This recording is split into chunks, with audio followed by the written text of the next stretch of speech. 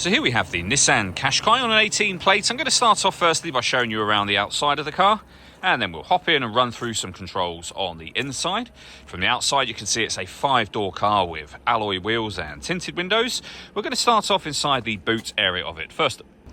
As we approach the back of the car, you can see we have reversing sensors, plenty of boot space as well, along with that 60/40 split folding rear seat, should you wish to increase this space even further again. And these two tray sections will also lift, remove, and can be used to divide the boot up as well. Okay, so we're just going to work our way back around to the front of the car, and then we'll hop in and run through some of the controls, as I mentioned, on the inside of the car from there. Just briefly before we climb in, I think it's well worth seeing the interior from this exterior point of view. There's plenty to run through on the dashboard, so let's hop in and we'll do that now. Okay, now that we're inside the car, we're going to start with the dials. On the left-hand side, we have the rev counter and coolant temperature gauge. On the right-hand side, the speedometer and fuel gauge. In the centre, you can see the total miles for the car. They are 48,968. You can change information that's displayed above that using buttons on the steering wheel for various bits of trip computer and fuel economy information. And the buttons to do that are just here. We have our stereo controls surrounding that. Phone controls, cruise control and speed limiter over on the right-hand side. And then into the centre, the main touch screen for the car. So up on here, you can access your satellite navigation. You can, of course, pair your phone. Once you've paired your phone, you'll be able to make and receive phone calls, but you'll also be able to stream your music wirelessly via Bluetooth audio.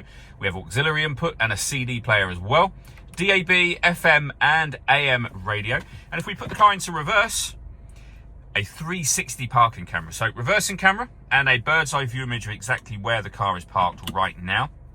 If you press the camera button, you get a front-facing camera, bird's eye view, front-facing camera and the front passenger side wheel.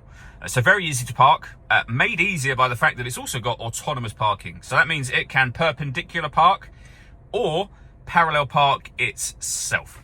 Just follow the instructions on screen and the car will take control of the steering element of everything for you. Below that, we have dual zone climate control. You can adjust the passenger and driver temperature. You can increase and decrease the fan speed, determine where you'd like the air to be distributed.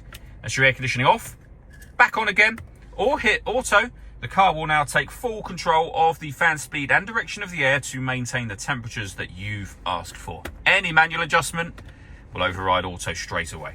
We have a 12-volt charging socket, electronic handbrake, the gear lever for the fully automatic gearbox, and then both driver and passenger heated seats with 2 different heat settings each. The last thing I wanted to mention is the panoramic glass roof. There is a button up here that will open the sunblind all the way to the back of those rear seats. The glass section itself is fixed in position, but as you can see, this lets in a huge amount of extra light to the cabin area. All that leaves me to say is thank you for taking the time to watch this video. If you'd like to come and see the car in person and have a test drive, please feel free to give us a call here at Surrey Specialist Cars. We'd love to hear from you soon.